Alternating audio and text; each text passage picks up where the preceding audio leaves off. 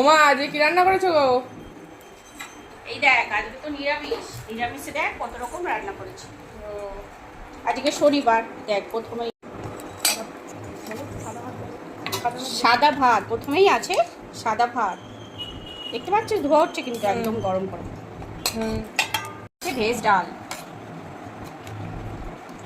দেখ পনির দিয়ে ভেজ ডাল। তারপরে আছে ঢেঁড়স ভাজা। আপনারা কারা কারা ঢেঁড়স ভাজা খেতে পছন্দ করেন দেখুন। তারপরে আছে ফুলকপি আলুর তরকারি, ফুলকপি আলু কুমড়ো দিয়ে নতুন ধরনের তরকারি।